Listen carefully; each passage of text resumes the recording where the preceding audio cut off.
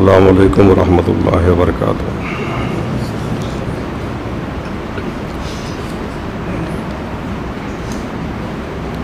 الحمد للہ رب العالمین والصلاة والسلام علی سید المرسلین وعلی آلہ واصحابہ اجمعین، اما بعد، اعوذ باللہ من الشیطان الرجیم، بسم اللہ الرحمن الرحیم۔ انما یرید اللہ لیذہب عنکم الرجس اہل البیت ویطہرکم تطہیرا۔ آمنت باللہ، صدق اللہ العظیم۔ درود و سلام کا ہدیہ پیش کریں۔ اللہم صلی علی سیدنا مولانا محمد معدن الجود والکرم وآلہ وبارک وسلم، صلاۃ و سلام علیکہ یا رسول اللہ صلی اللہ تعالی علیہ وسلم۔ حضرات، آج ہم دو آیتوں کا ترجمہ اور تفسیر آپ کو سنائیں گے۔ ایک تو وہی آیت جو بھی ہم نے خطبے میں پڑھی، اس کو آیت تطہیر کہتے ہیں۔ اس میں اہل بیت اطہار کی عظمت اور بزرگی بیان کی گئی، اور ایک آیت مباہلہ جس میں خاص طور سے پنجتن پاک کی عظمت و بزرگی اس سے ثابت ہوتی ہے۔ یہ آیت مباہلہ سورہ احزاب کی آیت نمبر 33 ہے۔ اللہ تعالیٰ ارشاد فرماتا ہے، انما یرید اللہ لیذہب عنکم الرجس اہل البیت ویطہرکم تطہیرا۔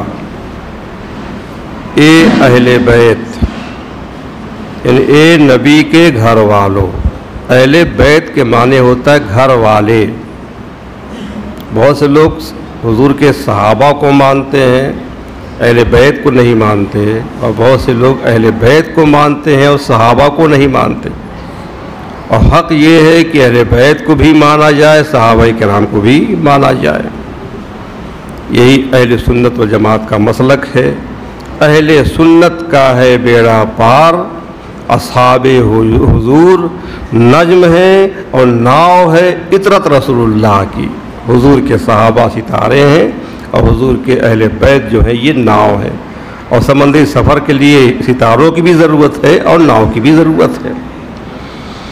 تو اللہ تعالیٰ فرماتا ہے، اے اہل بیت، اے نبی کے گھر والوں، اللہ تعالیٰ تو یہی چاہتا ہے کہ تم سے ہر ناپاکی دور فرما دے اور تمہیں پاک کر کے خوب ستھرا کر دے۔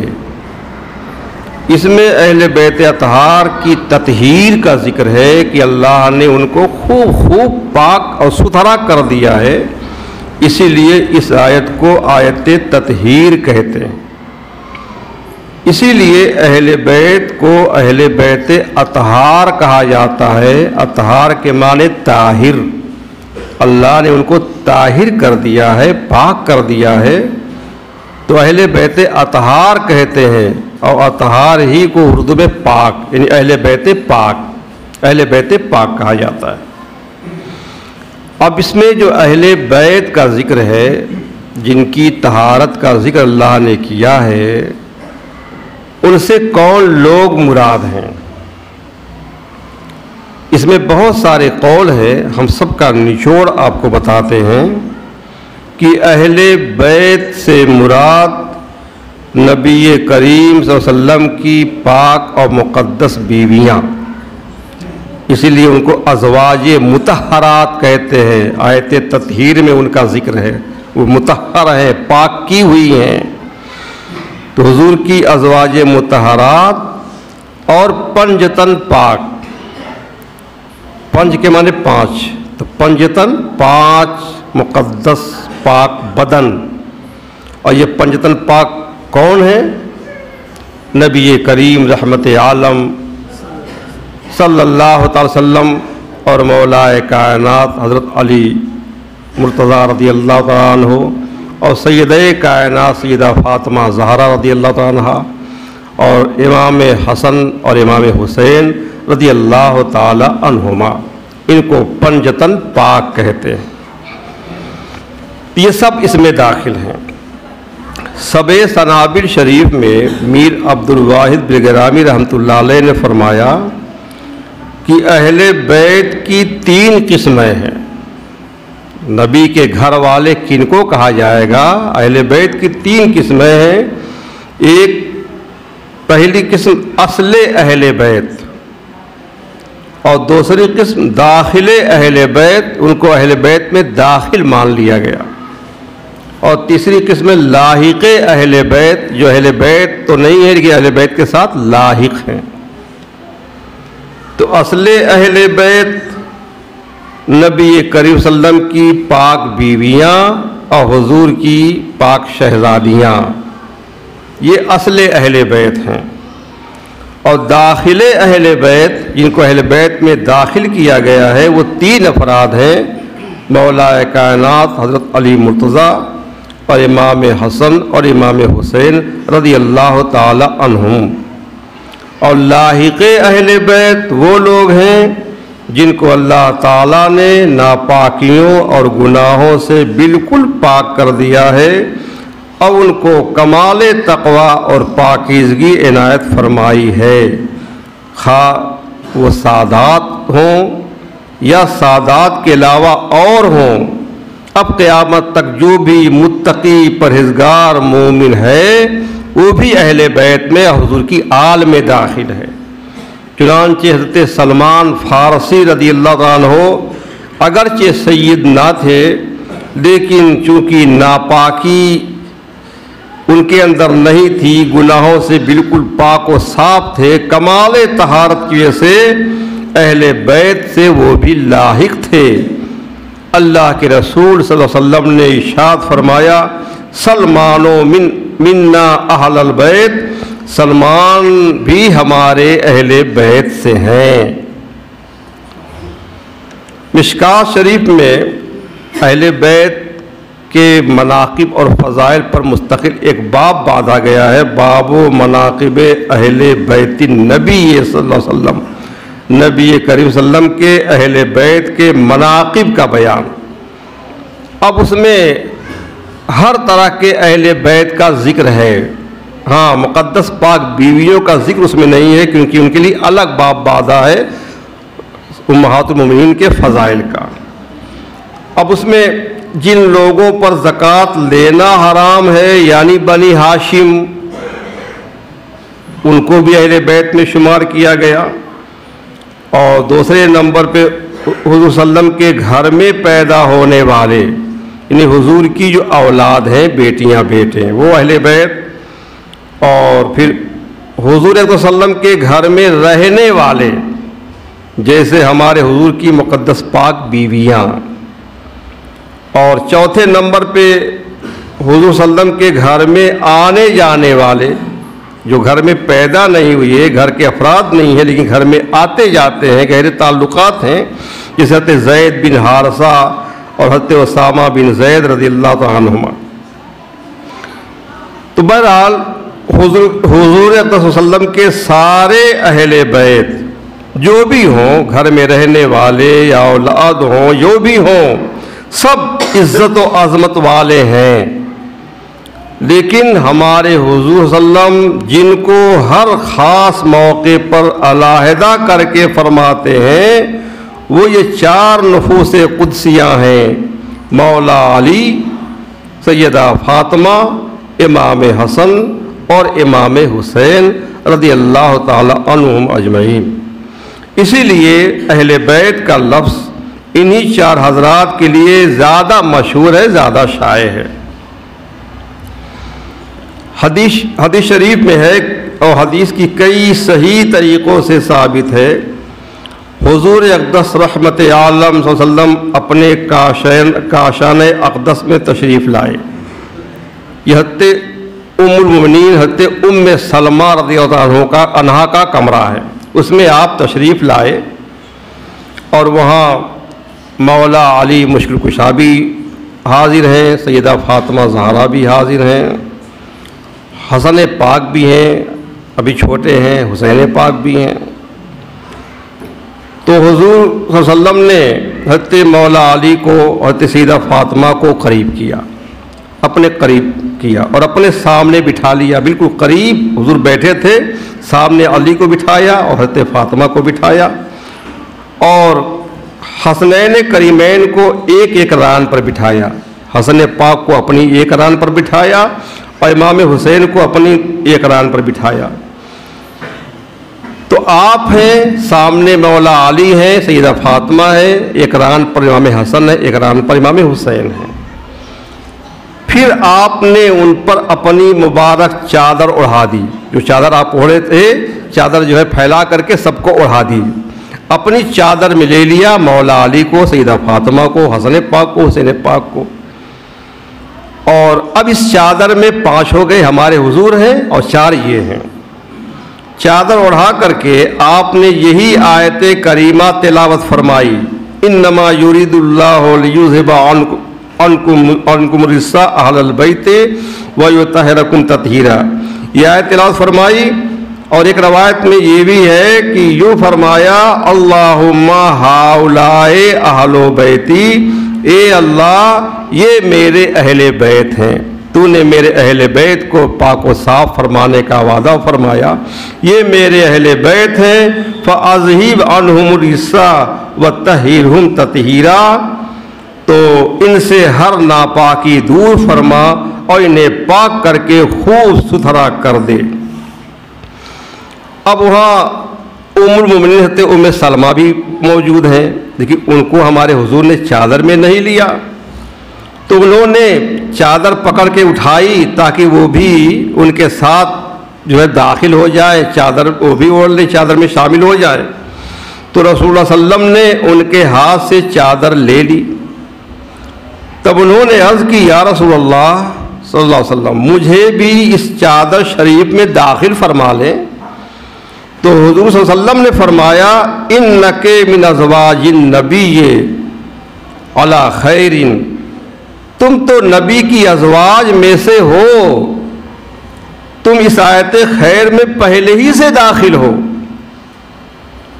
اب یہ جو چادر کے اندر 5 افراد ہیں ہمارے حضور اور ان کے علاوہ 4 اور، یہی پنجتن کہے جاتے ہیں، پنجتن پاک، 5 مقدس پاک صاف ستھرے بدن، اور انہی کو آل عبا بھی کہتے ہیں، عبا عین بے الف، عبا کے معنی ہوتا ہے چوغا اور کرتا، اور یہاں مراد چادر ہے، کیونکہ حضور ایک چادر پہنے ہوئے تھے، ایک چادر اوڑھے ہوئے تھے، تو اوڑھنے والی چادر جو کرتے کا کام کرتی ہے، تو یہ 5 افراد اس چادر کے اندر ہے، اس لیے ان 5 کو آل عبا کہا جاتا ہے۔ اہل بیت پاک کے کسی دیوانے نے، کسی عاشق نے وہ شعر کہا ہے، لی خمسۃ اطفی بہا حر الوباء الحاتمہ المصطفیٰ والمرتضیٰ وابناہما والفاطمہ، یعنی میرے لیے 4 مقدس نفوس قدسیاں ہیں، 4 شخصیتیں ہیں میرے لیے، میں انہی 4 مقدس نفوس قدسیہ کی برکت سے ساری بلائیں ٹالتا ہوں، ساری مصیبتیں دور کرتا ہوں، انہی مقدس نفوس قدسیہ کی برکت سے میری ساری بلائیں دور ہوتی ہیں، ساری پریشانیاں دور ہوتی ہیں، ساری مشکلیں آسان ہوتی ہیں۔ وہ 5 افراد کون ہیں؟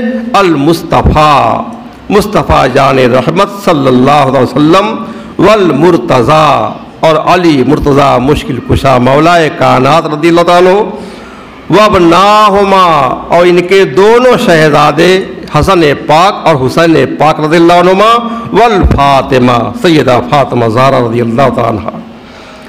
اب یہ شعر اتنا مقبول ہوا کہ واقعی یہ مشکلات کے حل کا ذریعہ بن گیا۔ اگر وبائیں ہو کسی آبادی میں اور یہی شعر لکھ کر کے دروازے پر لگا دیا جائے، اس گھر میں وبا داخل نہیں ہوگی۔ جس محلے میں وبا ہو اس محلے میں گلیوں میں گھوم کر کے پڑھ دیا جائے اسی شعر کو بار بار، اس گلی سے وہ بلائیں جو ہے دور ہو جائیں گی۔ کسی کے گلے میں یہ لکھ کر کے ڈال دیا جائے، اس کو بلا وبا جو ہے نہیں آئے گی۔ اس طرح سے بڑی برکتیں جو ہے اس شعر کی ہے، جس میں جو اس پنجتن پاک کا ذکر ہوا ہے۔ حضرت انس رضی اللہ تعالیٰ عنہ فرماتے ہیں کہ رسول اکرم صلی اللہ علیہ وسلم اس آیت کریمہ کے نازل ہونے کے بعد جب آیت تطہیر نازل ہوئی تو حضور جب نماز فجر کے لیے تشریف لے جاتے تو سیدہ فاطمہ زہرا رضی اللہ عنہا کے مکان کے پاس سے گزرتے ہوئے فرماتے الصلاۃ اہل البیت، اے اہل بیت، اے میرے گھر والوں نماز پڑھ لو۔ تو ہمارے حضور نے سیدہ فاطمہ کو، ان کے شہزادوں کو، مولا علی کو اہل بیت میں داخل فرمایا، یہ کہتے اور اس کے بعد پھر آیت کریمہ پڑھتے انما یرید اللہ، یہ پوری آیت پڑھتے تھے۔ حضرت ابو سعید خدری رضی اللہ عنہ سے روایت ہے، وہ فرماتے ہیں کہ اللہ کے رسول صلی اللہ علیہ وسلم اس آیت کریمہ کے نازل ہونے کے بعد 40 روز تک فجر کے وقت سیدہ فاطمہ زہرا کے دروازے پر تشریف لائے اور فرمایا السلام علیکم اہل البیت ورحمۃ اللہ وبرکاتہ، الصلاۃ رحمکم اللہ، یعنی اے نبی کے گھر والوں اہل بیت، تم پر اللہ تعالیٰ کی سلامتی، رحمت اور برکت ہو، نماز پڑھ لو، تم لوگوں پر اللہ رحم فرمائے۔ یہ آیت تطہیر کا مختصر بیان ہوا۔ اب آیت مباہلہ کے بارے میں تھوڑی سی باتیں عرض کرتے ہیں۔ آیت مباہلہ سے خاص طور سے پنجتن پاک کی فضیلت اور بزرگی ظاہر ہوتی ہے۔ یہ سورہ آل عمران کی آیت نمبر 61 ہے، جس کو آیت مباہلہ کہتے ہیں۔ اللہ تعالیٰ فرماتا ہے فمن حاجک فیہ من بعد ما جاءک من العلم فقل تعالوا ندعو ابناءنا وابناءکم ونساءنا ونساءکم وانفسنا وانفسکم ثم نبتہل فنجعل لعنۃ اللہ علی الکاذبین، یعنی اے حبیب صلی اللہ علیہ وسلم، پھر جو لوگ تم سے عیسیٰ علیہ السلام کے بارے میں جھگڑا کریں بعد اس کے کہ تمہارے پاس اس کا علم آ چکا ہے، تو ان سے فرما دو کہ آؤ ہم بلائیں اپنے بیٹوں کو اور تمہارے بیٹوں کو اور اپنی بیٹیوں کو اور تمہاری بیٹیوں کو۔ اس میں جو نساء کا لفظ ہے اس کے معنی تو بیویاں ہوتا ہے، یا نساء نبی، یہ نبی کی بیوی ہو، عورتوں کو کہتے ہیں، عام عورتوں کو بھی۔ لیکن جب ابنا کے ساتھ ذکر ہو النساء کا، ابنا ابن کی جمع بیٹے، اس کا جب ذکر ہو نساء کا تو ہم مراد بیٹیاں ہوتا ہے۔ جیسے فرعون کے بارے میں ہے کہ وہ جو ہے بیٹوں کو ذبح کرتا، وَيَسْتَحْيُونَ نِسَاءَهُمْ، بیٹوں کو ذبح کرتے تھے اور بیٹیوں کو چھوڑ دیا کرتے تھے۔ تو یہ فرمایا کہ اپنے بیٹوں کو بلاؤ، تمہارے بیٹوں کو، اور اپنی ہم بیٹیوں کو بلائیں، تمہاری بیٹیوں کو، اور اپنی جانوں کو اور تمہاری جانوں کو، پھر ہم مباہلہ کریں، یعنی گر گڑا کر دعا کریں۔ ایک ہے مناظرہ، ایک ہے مباہلہ، اس میں مباہلہ کا ذکر ہے، یعنی گر گڑا کر دعا مانگیں تو جھوٹوں پر اللہ کی لعنت ڈالیں، یوں کہے کہ ہم میں سے جو جھوٹا ہے اس پر اللہ کی لعنت ہو۔ مباہلہ میں کیا ہوتا ہے؟ جو باطل پہ ہوتا ہے وہ تباہ و برباد ہو جاتا ہے۔ یہ آیت کریمہ جس کو آیت مباہلہ کہتے ہیں، یہ نجران کے عیسائیوں کے سلسلے میں نازل ہوئی۔ نجران ایک وسیع علاقے کا نام ہے، یہ مکہ مکرمہ سے یمن کی سمت میں 7 مراحل کے فاصلے پر واقع ہے۔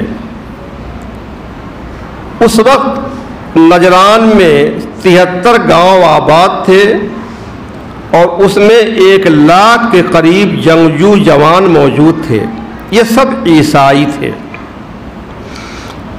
سرکار اقدس صلی اللہ علیہ وسلم نے ان کی طرف گرامی نامہ بھیجا، خط لکھ کر کے بھیجا، اس میں ان کو اسلام کی دعوت دی۔ تو آپ نے خط بھیجا، اس میں ان کو اسلام قبول کرنے کی دعوت دی گئی تھی۔ یہ واقعہ سن 9 ہجری کا ہے۔ خط کا مضمون کچھ اس طرح ہے: بسم الہ ابراہیم و اسحاق و یعقوب من محمد النبی رسول اللہ الی اسقف نجران و اہل نجران۔ حضرت ابراہیم، حضرت اسحاق اور حضرت یعقوب کے پروردگار کے نام سے ہم آغاز کرتے ہیں۔ یہ خط اللہ کے رسول، اللہ کے پیغمبر محمد صلی اللہ علیہ وسلم کی طرف سے ہے اور نجران کے بڑے پادری اور نجران والوں کے نام ہے۔ میں تمہیں دعوت دیتا ہوں کہ بندوں کی پوجا چھوڑ دو، چونکہ عیسائی حضرت عیسیٰ علیہ السلام کو اللہ کا بیٹا کہتے تھے، ان کی عبادت کرتے تھے، تو کہا کہ میں تمہیں دعوت دیتا ہوں کہ بندوں کی پوجا چھوڑ دو، صرف اللہ کی عبادت کیا کرو۔ اگر تم اس دعوت کو قبول کرنے سے انکار کرتے ہو تو پھر جزیہ ادا کیا کرو۔ اسلامی حکومت کے تحت میں تم رہ سکتے ہو، لیکن تمہیں جزیہ ادا کرنا ہوگا، اور اگر تم جزیہ ادا کرنے سے بھی انکار کرو پھر جنگ کے لیے تیار ہو جاؤ۔ والسلام۔ جب یہ مبارک خط وہاں کے بڑے پادری کو ملا نجران کے، اور اس نے اسے پڑھا تو اس پر سخت گھبراہٹ اور بے چینی طاری ہوئی۔ اس نے نجران والوں میں سے شرحبیل بن وداع کو طلب کیا۔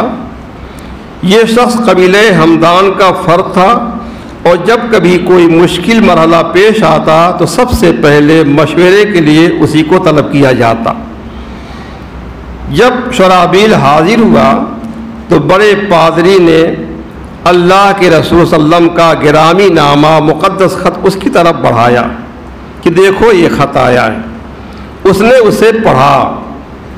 بڑے پادری نے کہا، اے ابو مریم، شرحبیل کی کنیت تھی ابو مریم، بتاؤ اس بارے میں تمہاری کیا رائے ہے؟ شرحبیل نے کہا کہ آپ جانتے ہیں کہ اللہ تعالیٰ نے حضرت ابراہیم علیہ السلام کے فرزند حضرت اسماعیل علیہ السلام کی اولاد سے نبی آخر الزمان کو مبعوث کرنے کا وعدہ فرمایا ہے۔ یعنی سارے انبیاء تو حضرت اسحاق کی اولاد میں پیدا ہوئے، لیکن آخری پیغمبر جو ہوں گے وہ حضرت اسماعیل کی اولاد میں ہوں گے۔ تو ہو سکتا ہے کہ یہ صاحب ہی وہ نبی ہوں۔ پھر کہا کہ میں دنیاوی معاملات میں تو مشورہ دے سکتا ہوں، لیکن نبوت کے باب میں کچھ کہنے کی جسارت نہیں کر سکتا۔ پادری نے اس کو بیٹھنے کا حکم دیا، وہ ہٹ کر ایک جگہ بیٹھ گیا۔ پھر عبداللہ بن شرحبیل کو بلایا، اس کو بھی خط دکھایا، اس نے خط پڑھا، اس نے بھی یہی بات کہی۔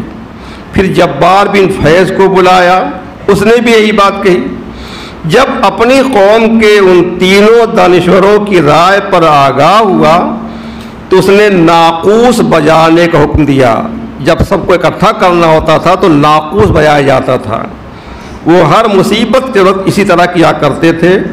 تمام لوگ ناقوس کی آواز سن کر جمع ہوئے۔ اس نے سب کو اللہ کے حبیب کا وہ گرامی نامہ مقدس خط پڑھ کر سنایا اور رائے طلب کی۔ سب نے یہ تجویز پیش کی کہ ان تینوں کو مدینہ بھیجا جائے، وہ وہاں جا کر کے محمد سے ملاقات کریں صلی اللہ علیہ وسلم، اور پھر واپس آ کر اپنی رپورٹ دیں، پھر فیصلہ کیا جائے گا۔ اب ایک وفد تیار کیا گیا۔ نجران کے عیسائیوں کا جو وفد حضور کی بارگاہ میں حاضر ہونے کے لیے روانہ ہوا، اس میں 60 شہ سوار تھے، ان میں 14 ان کے رئیس تھے، اور ان میں 3 آدمی انتہائی عقل مند اور ذہین تھے، جن کی طرف ہر مشکل معاملے میں رجوع کیا جاتا تھا اور ان کا فیصلہ قطعی مانا جاتا تھا۔ ان میں سے ایک کا نام عبد المسیح تھا اور اس کا لقب عاقب تھا۔ یہ ساری قوم کا امیر اور مشیر تھا۔ اس کی رائے کے بغیر وہ ایک قدم نہیں اٹھاتے تھے۔ دوسرے کا نام الاہم تھا، اس کا لقب السید تھا۔ قافلے کی آمد و رفت اور قیام و کوچ کا سارا انتظام اس کے سپرد تھا۔ تیسرے کا نام ابو حارثہ بن علقمہ تھا۔ یہی ابو حارثہ نجران کے تمام عیسائیوں کا بڑا پادری تھا اور ان کا جید عالم اور پیشوا تھا۔ ان کی ساری مذہبی درسگاہوں کا ناظم اعلیٰ تھا۔ شاہان روم نے اس کو بڑے اعزازات دیے تھے۔ جب یہ وفد مدینہ طیبہ کے قریب پہنچا تو انہوں نے اپنے سفر کے لباس کو اتار دیا اور شاندار لباس پہنے، قیمتی ریشمی جوڑے پہنے، سونے کی انگوٹھیاں اپنی انگلیوں میں سجائیں اور مدینے میں داخل ہوئے اور رسول اکرم صلی اللہ علیہ وسلم کی مسجد نبوی شریف میں حاضر ہوئے۔ اس وقت حضور اقدس صلی اللہ علیہ وسلم عصر کی نماز سے فارغ ہو چکے تھے اور نماز پڑھ کر کے مسجد ہی میں آپ بیٹھے ہوئے تھے، جلوہ فرما تھے۔ اب ان عیسائیوں کی اس وفد میں جس میں 60 افراد تھے، انہوں نے مسجد میں داخل ہو کر اپنے قبلے کی طرف منہ کر کے، بیت المقدس کی طرف منہ کر کے نماز پڑھنی شروع کی۔ بعض صحابہ کرام نے اس سے روکنا چاہا لیکن حضور نے منع فرما دیا۔ انہوں نے اطمینان سے اپنے عقیدے کے مطابق اپنے قبلے کی طرف منہ کر کے اپنی نماز ادا کی اور نماز سے فارغ ہونے کے بعد حضور صلی اللہ علیہ وسلم کی بارگاہ میں حاضر ہوئے اور سلام عرض کیا، لیکن حضور صلی اللہ علیہ وسلم نے ان کے سلام کا کوئی جواب نہ دیا۔ پھر انہوں نے گفتگو کا سلسلہ شروع کرنا چاہا لیکن نبی کریم صلی اللہ علیہ وسلم نے ان سے کوئی بات نہ کی۔ حضور کے اس طرز عمل سے وہ بہت حیران ہوئے، وہاں سے اٹھ کے چلے وہ لوگ۔ یہ لوگ حضرت عثمان غنی اور حضرت عبد الرحمن بن عوف کو پہلے سے جانتے تھے کیونکہ ان کے درمیان تجارتی تعلقات بہت پہلے سے تھے۔ ان کے پاس گئے اور جا کے کہا کہ آپ کے نبی نے ہمارے پاس جو ہے یہ خط بھیجا، ہم آئے تھے کچھ باتیں کرنے کے لیے، ہم نے سلام کیا، انہوں نے سلام کا جواب نہ دیا اور ہم سے کوئی بات بھی نہیں کی، اب ہم کیا کریں؟ ان دونوں نے حضرت علی کی طرف رجوع کیا، مولا علی کے پاس جا کر کے ان سے کہا۔